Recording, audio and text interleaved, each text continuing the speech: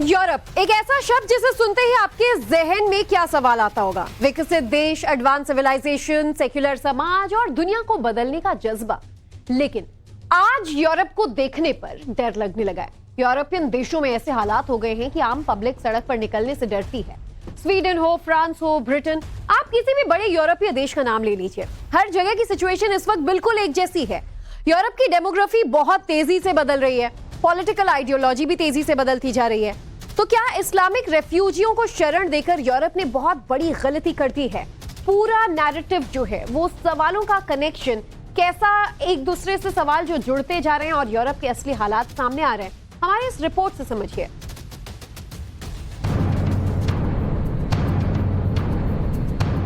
Europe में ईसाइयों और इस्लाम के बीच करीब 200 साल तक युद्ध हुआ है।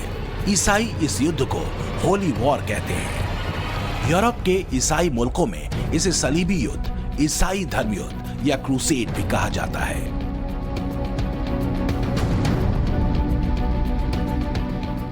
करीब करीब वैसी ही सिचुएशन, वैसी ही कंडीशन यूरोप में फिर बन रही है, क्योंकि यूरोप की डेमोग्राफी बदल गई है। इसका लेटेस्ट एग्जाम्पल फिलिस्तीन और हमास सपोर्टर्स के प्रोटेस्ट में सामने आया है। पहले सैंपल देखिए, बाकी बात आगे करेंगे।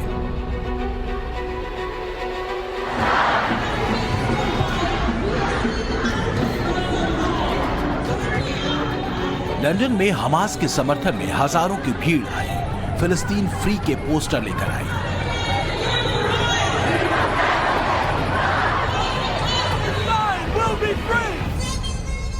दूसरा वीडियो देखिए, लंदन में ही यूके के फॉरेन ऑफिस के सामने इजराइल का झंडा उतार लिया गया।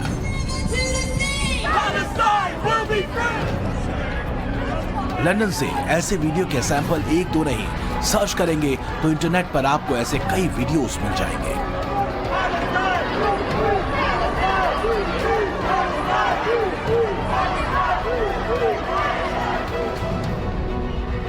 तीसरा वीडियो फ्रांस का है। मुसलमानों ने अल्लाहू अकबर का नारा लगाया और टीचर पर धारदार चाकू से अटैक कर दिया।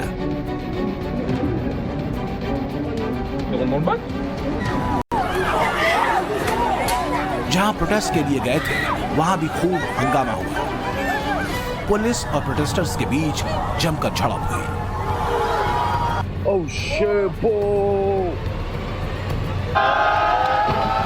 कई इलाकों में गाड़ियों को आग लगा दी गई। स्वीडन में प्रोटेस्ट के नाम पर हिंसा हुई।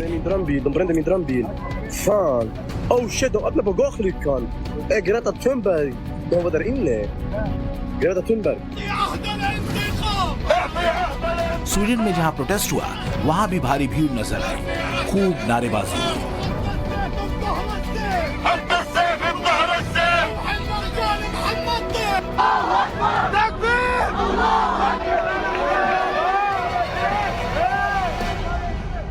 ऑस्ट्रिया में भी हमास के हमदर्दों ने खूब बवाल काटा।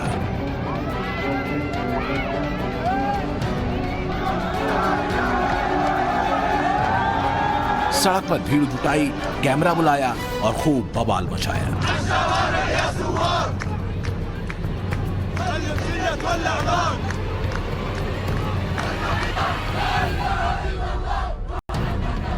स्पेन के मैड्रिड में फिलिस्तीन के नाम पर भीड़ बुलाई गई, अल्लाहू अकबर के नारे लगाए गए।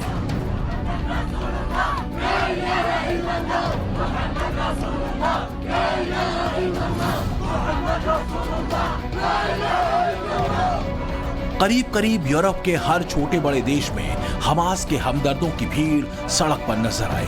कहीं from the river to the sea Palestine will be free का नारा लगा तो कहीं अल्लाहू अकबर का नारा।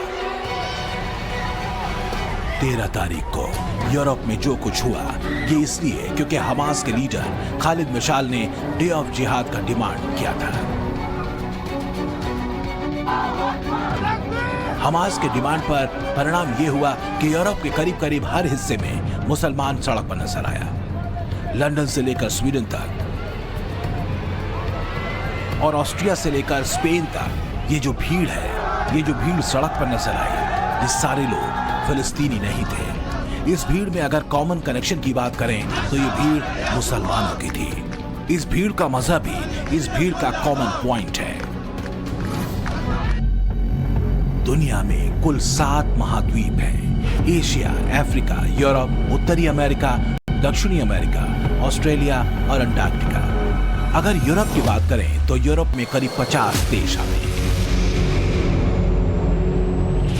यूरोप के करीब करीब इन सारे देशों में ईसाई धर्म को मानने वालों की संख्या सबसे ज्यादा है। यूरोप को ईसाइयों का घर माना जाता है। यूरोप में जब भीड़ सड़क पर आई तो वीडियो को जितना हमास के हमदर्द और फिलिस्तीन के सपोर्टर्स ने शेयर किया, उतना ही ये वीडियो ईसाइयों ने भी ट्वीट किया। वीडियो को ट्वीट करते हुए सबने अपनी लाइन ली। दुनिया भर में इन तस्वीरों की चर्चा हुई।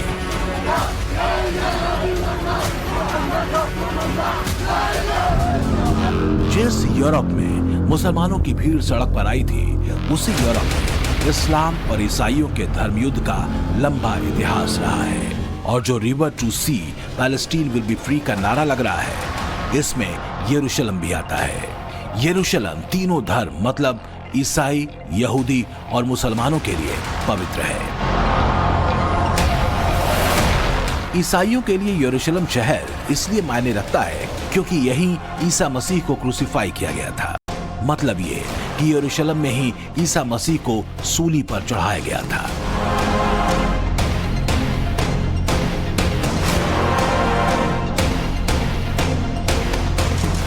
मुसलमानों के लिए यहाँ अल अक्सा मस्जिद है।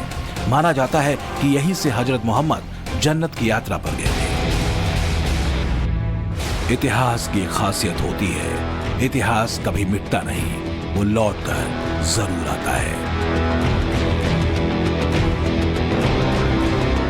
तो क्या यूरोप में भी इतिहास फिर लौट कर आ रहा है? क्या यूरोप में फिर एक बार धर्म के लिए खूनी जंग होगी?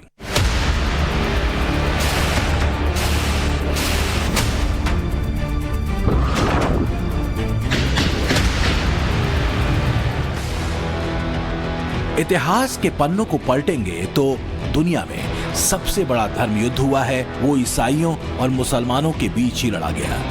करीब करीब ये युद्ध 200 सालों तक चला।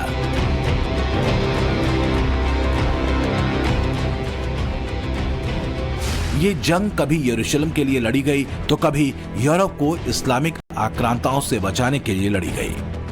इस जंग में सारे चर्च और सारे ईसाई साम्राज्य एक साथ खड़े हुए थे।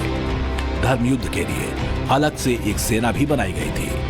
इन योद्धाओं को धार्मिक योद्धाओं के नाम से पुकारा जाता था। इन्हें चर्च के सिपाही के तौर पर जाना जाता था। सभी ईसाई बहुल देशों में इनको सम्मान की नजर से देखा जाता था। ये लोग धर्म के लिए लड़ाई पर थे। ईसाइयों और मुसलमानों के बीच करीब 7 बार ये धर्म युद्ध लड़ा गया। दूसरा युद्ध 1145 से 1149 के बीच हुआ। तीसरा धर्म युद्ध 1188 से 1189 के बीच हुआ।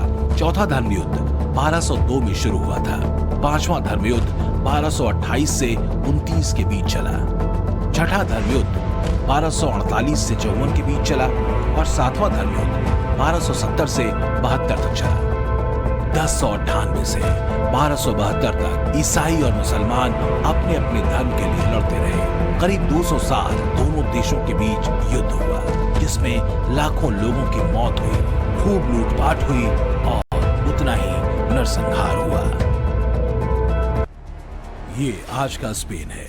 5 नदियों और 6 पहाड़ों का देश स्पेन देखने में बहुत खूबसूरत लगता है। दुनिया भर के लोगों के लिए घूमने फिरने के लिए फेवरेट डेस्टिनेशन है। लेकिन आज का स्पेन देखने में जितना खूबसूरत लगता है, स्पेन का इतिहास उतना ही भयावह और खून से सना हुआ है। आज से करीब 531 साल पहले ये स्पेन ऐसा नहीं था। जो स्पेन आज ईसाई बहुल देश है, कभी इस स्पेन पर मुसलमानों का राज था। इसी स्पेन पर कब्जा करने के बाद मुसलमान बाकी ईसाई बहुल राष्ट्रों को अपना निशाना बनाने की तैयारी में थे। स्पेन पर कब्जे के बाद वो पूरे यूरोप को फतह करना चाहते थे, लेकिन ईसाइयों की फौज ने मुस्लिम सुल्तान को स्पेन में ही रोके रखा।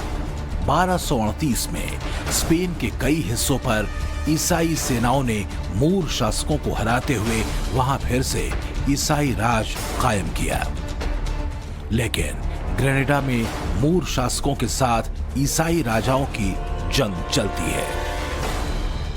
11वीं शताब्दी में सुल्तान आलमोराविद के शासनकाल में ग्रेनाडा शक्ति और प्रभाव के मामले में चरम पर था। दक्षिणी स्पेन में दारो और गेनिल नदियों के संगम पर बसा ग्रेनाडा शहर मूर शासकों का गढ़ था। कई दूसरे देशों से मुसलमान दक्षिणी स्पेन के ग्रेनाडा शहर के इलाके में बसने लगे। धीरे धीरे ग्रेनाडा का साम्राज्य मूरिश सभ्यता का इकलौता सबसे बड़ा गढ़ बन गया। ग्रेनाडा में बड़े पैमाने पर मुसलमान आकर बस गए थे। इस राज्य को काफी ताकतवर माना जाता था। 15वीं शताब्दी के अंत में स्पेन में ईसाई राजा फेर्डिनांड और रानी इसाबेला ताकतवर राजा के तौर पर उभरे। 2 जनवरी 1492 को स्पेन ने अंतिम मुसलमान शासक बोआब्दिल को हराया। बोआब्दिल के हार के बाद ही स्पेन से पूरे इस्लाम शासन का अंत हो गया। 500 से ज्यादा चर्च से मस्जिद बनी, इमारतों को फिर से चर्च बनाया गया। इसके साथ ही मुसलमानों को धर्म परिवर्तन के लिए कहा गया। कुछ मुसलमानों ने अपना धर्म बदलकर ईसाईयत अपना ली। जिन मुसलमानों ने अपना धर्म नहीं बदला उन्हें देश निकाला दे दिया गया। अब यहाँ सवाल ये है कि आखिरकार जिस यूरोप में ईसाई और मुसलमानों का इतिहास दुनिया के सबसे खूनी इतिहासों में से एक है, वहां आखिरकार मुसलमानों की आबादी अचानक इतनी कैसे बढ़ गई?